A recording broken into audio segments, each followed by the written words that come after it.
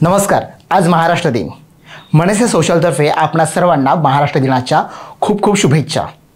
महाराष्ट्र आणि राज ठाकरे असं म्हटलं तर हे अतूट समीकरण आहे। मराठीसाठी महाराष्ट्रासाठी धावून जाणारं सर्वप्रथम सर्वांच्या मदतीस येणारं नेतृत्व म्हणजे राजसाहेब ठाकरे। राज ठाकरे म्हणजे महाराष्ट्राला मिळालेलं हिरेजडित रत्न। राज ठाकरे म्हणजे अस्सल मराठी व्यक्तिमत्व। राज ठाकरे म्हणजे धर्मांध नव्हे तर धर्माभिमानी हिंदू। राज ठाकरे म्हणजे महाराष्ट्राचा बुलंद आवाज। राज ठाकरे म्हणजे सत्य आणि असत्य यातला फरक अधोरेखित करणारा दुवा।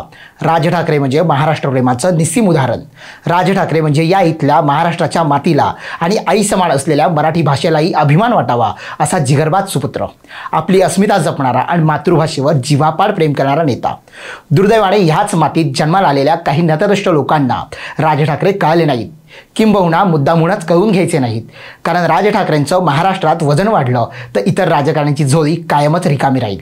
ह्यामुळे वरकरणी राज ठाकरे माझे चांगले मित्र आहेत असं सांगून त्यांच्याविषयी आदरभाव ममत्वभाव दाखवणारे सर्वपक्षीय नेते आतून मात्र राज ठाकरेंशी तितकेच प्रामाणिक नाहीत, हेही तितकंच खरं आहे।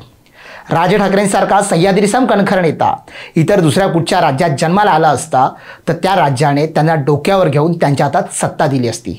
परंतु दुर्दैवाने महाराष्ट्राची जनता राज ठाकरेंना आणखी ओळखू शकले नाही। यात राज ठाकरेंचं नव्हे तर महाराष्ट्राचं भलं मोठं नुकसान आहे।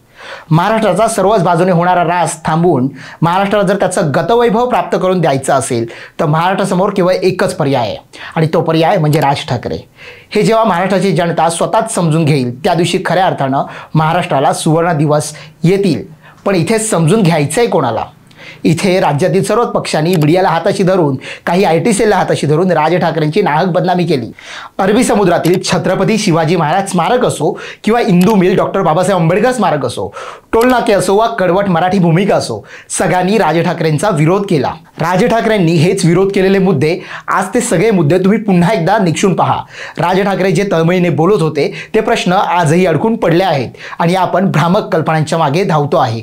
मराठी भाषा, भूमिपुत्रांना रोजगार, गडकिल्ले संवर्धन, लोकोपयोगी स्मारक, टोलनाके, चांगले रस्ते, उत्तम आरोग्य व्यवस्था, शिक्षण, पर्यटन, अर्थव्यवस्था, तुमच्या मुलांसाठी मोकळी मैदाने, तुमच्यासाठी मोकळा श्वास, जे राज ठाकरे बोलत होते, जे राज ठाकरे बोलत आहेत आणि जे राज ठाकरे बोलत राहतील हेच तर तुमचे मूळ प्रश्न आहेत। निवडणुका विकास कामांवर घ्याव्यात, कामे केली तरच मत मागायला येणार, अन्यथा मत मागायला येणार नाही हे त्यांनी ठासून सांगितलं। आणि मिळालेल्या छोट्या शहरातल्या 5 वर्ष सत्ता काळात मी काय करू शकतो आणि 5 वर्षात केलेल्या कामाचा लेखाजोखा व्हिडिओच्या माध्यमातून महाराष्ट्राच्या जनतेसमोर ठेवला।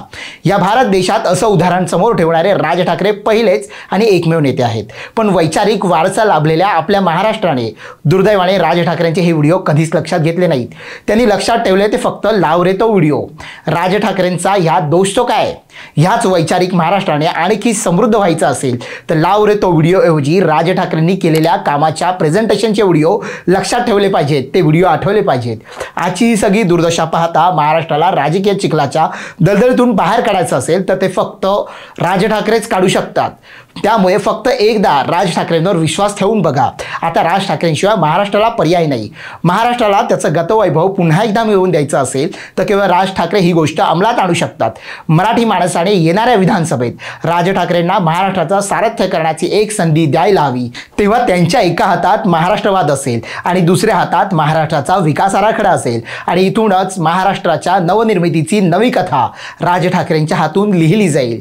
यामुळे महाराष्ट्र दिनाच्या या शुभ प्रसंगी राज ठाकरेंच्या हाती या महाराष्ट्राचं सारथ्य करण्याची संधी यावी आणि यात तुमच्या सगळ्यांचं चिमुटभर योगदान असावं हीच प्रार्थना ईश्वराकडे करतो।